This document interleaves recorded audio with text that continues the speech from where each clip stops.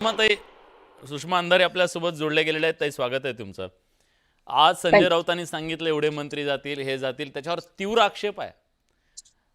केशव उपाध्याय असं मला म्हणाले की असं काही होणार नाहीये, हे कल्पनाविलास आहे तुमचा सगळ्यांचा, असं काही नाही होणार आहे.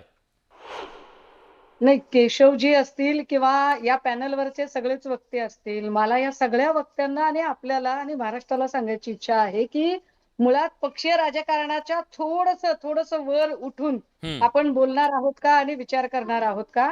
कारण मुद्दा महाराष्ट्राच्या विधिमंडळाच्या गरिमेचा आहे. हम्म. ज्या विधिमंडळामध्ये कायदे तयार होतात आणि कायदे तयार करणाऱ्या विधी सभागृहाच्या तिथे कायदे तयार करणारे लोकप्रतिनिधी कायदे मोडायला तयार होतात. हम्म. बरं, यावर केशवजी बोला तुम्ही. मी खूपच उशिरा जॉईन झाले, त्यामुळे मला पूर्ण करू देत. आता ह्या सगळ्यांच्या संबंधाने हे धडधडीत कायदे मोडत असताना दुसऱ्या दिवशी काय केलं जातं, तर आमदार उभे राहतात आणि मी दिलगिरी व्यक्त करतो म्हणतात, माफी सुद्धा मागत नाही, दिलगिरी, आणि संपला विषय. आता या सगळ्यांच्या नंतर त्याच विधिमंडळाच्या कॅन्टीन मध्ये एक जण असा WWF सारखी बॉक्सिंग खेळतो, त्याला समज दिली असं उपमुख्यमंत्री सांगतात, तर तो आता खुलं करारनामा जाहीर करतो आणि त्या खुल्या करारनाम्यात तो सांगतो की चला कुणीच मध्ये यायचं नाही, आता आमचं होऊन जाऊ दे दोन दोन हात. आता या सगळ्यांच्या मध्ये मला केशवजी आपल्याला आणि सगळ्यांनाच फार नम्रतेने, जिथे सन्माननीय मुख्यमंत्री महोदय असं म्हणतात, ते असं सांगतात की मंत्र्यांना समज देण्याची गरज आहे, अन्यथा आपल्याला लोक हलक्यात हलक्यात घेणार नाहीत. हे फार महत्वाचं आहे. राष्ट्रीय स्वयंसेवक संघाकडून सुद्धा नाराजी व्यक्त केली जाते की मित्र पक्षांच्या वर्तनामुळे भाजपा बदनाम होत आहे. केशवजी पुन्हा एकदा नम्रतेने सांगितलं, खरं तर नम्रतेने असा शब्द पुन्हा पुन्हा वापरते, हे पुन्हा एकदा सांगितलं पाहिजे की अरे, इकडे संजय शिरसाटने काय केलं, संजय गायकवाडने काय केलं, माणिक कोकाटे काय बोलले, सूरज चव्हाणने काय मारहाण केली, यांच्यातल्या काय भानगडी झाल्या, या सगळ्यांपेक्षा सुद्धा महाराष्ट्राचं चित्र कसं जातंय आणि त्याला उत्तर ह्या मंत्र्यांना कोणी विचारणार नाहीये. हम्म. हे सगळे लोक म्हणजे महाराष्ट्र आहे, कारण महाराष्ट्राच्या जनतेने निवडून दिलेलं आहे. आणि या सगळ्या कॅबिनेटचा सुकाणू समितीचे प्रमुख हे सन्मान्य मुख्यमंत्री आहेत. जबाबदेही मुख्यमंत्र्यांची आहे. प्रत्येक वेळेला मुख्यमंत्र्यांच्या नावाने लोक शंक करणार आहेत.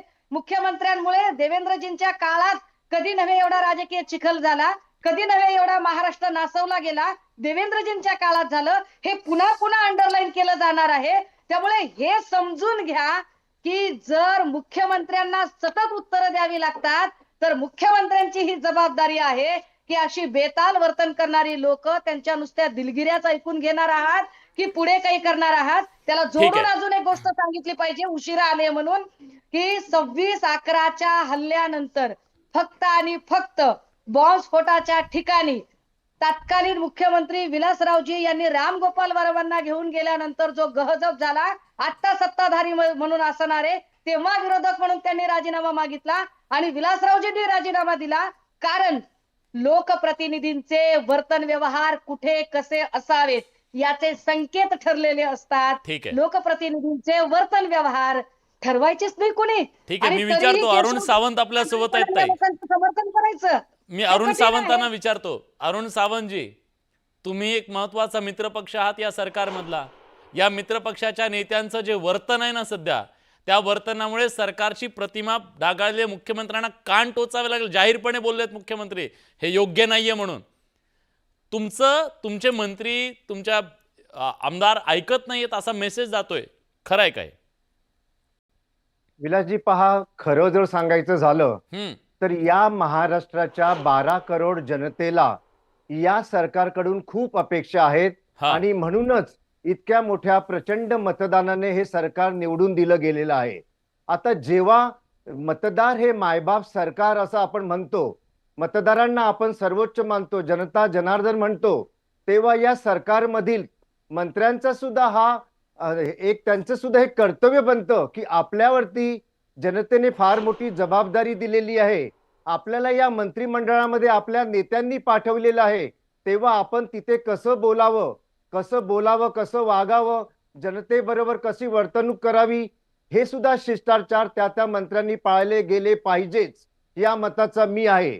परंतु ज्या प्रकारे आता अंधारे ताई आणि काँग्रेसचे प्रवक्ते हनुमंत पवारजी स्वतःच्या पक्षाची बाजू मांडत होते आणि ज्या सरकारवरती आम्ही माझ्या जनतेने पक्षाची प्रचंड बाजूच ऐका मांडलेली मध्ये बोलू आहे. नका, तुम्ही मध्ये बोलू नका. बरं थांबा तुमची थांबा काय त्यांचं- लेवल आहे हे अरे मी बाजूच महाराष्ट्राची मांडलेली जनता माझ्या भली पक्षाची. भाती काय ओळखते. कमाल आहे? तेव्हा तुमच्याकडून सौजन्याच्या बातम्या या बरं, महाराष्ट्राला अरुणजी तुम्ही तुमच्या ह्या वादग्रस्त लोकांवर कारवाई करणार आहात का? मुख्यमंत्र्यांनी करायची काय गरज आहे? तुम्ही करा ना पहा, तुमच्या वादग्रस्त ज्यांच्यावरती- लोकांवर कारवाई. त्यांच्या विलासजी जे चुकीचं घडलेलं आहे किंवा घडणार आहे त्याच्यावरती योग्य ती अच्छा, घडणार आहे अजून. योग्य ती कार्यवाही अजून करायची. घडणार मध्ये आहे. बोलू नका हो. अहो मध्ये तुम्ही बोलू नका. तुम्ही फार नाही, विद्वान आहात अजून घडणार हे आहे सर्वांना म्हणालात माहित आहे. तुम्ही. मी बोललो अहो, ना, मी तुम्ही परत अजून घडणार आहे बोलतो, मी म्हणालात. परत सांगतो जे काही चुकीचं घडलंय आणि भविष्यात जे काही चुकीचं घडेल त्याच्यावरती योग्य ती कारवाई करण्याची जबाबदारी घडणार तुम्हाला. मुख्यमंत्र्यांची आणि आमच्या मुख्य नेत्यांची. तुम्ही शहाणपणा शिकवू नका, कारण तुम्ही नाही, याच्या आम्ही अगोदर शहाणपणा जे काही शिकवतच नाही. या सगळ्या महाराष्ट्राला शहाणपणाची तुमच्याकडे जबाबदारी आहे. उद्देशून महाराष्ट्राच्या तुमच्याकडे जनतेला सगळ्या उद्देशून शहाणपणाची महाराष्ट्राच्या जबाबदारी आहे. विधिमंडळाच्या फिक्स गरिमेबद्दल ठीक आहे, तुम्हाला तुम्ही अधिकार म्हणताय आहे. की कारवाई काय केली बोलला जाईल. होता? ठीक आहे, कारवाई केली जाईल. मला रविकिरण देशमुख सरांकडे जायचंय. प्लीज मी दोघांनाही थांबवतोय. रविकिरण सर, तुम्ही गेली अनेक दशकं महाराष्ट्राचं राजकारण बघितलेलं आहे. आज मी तुमचा लेख सुद्धा वाचला. महाराष्ट्र असा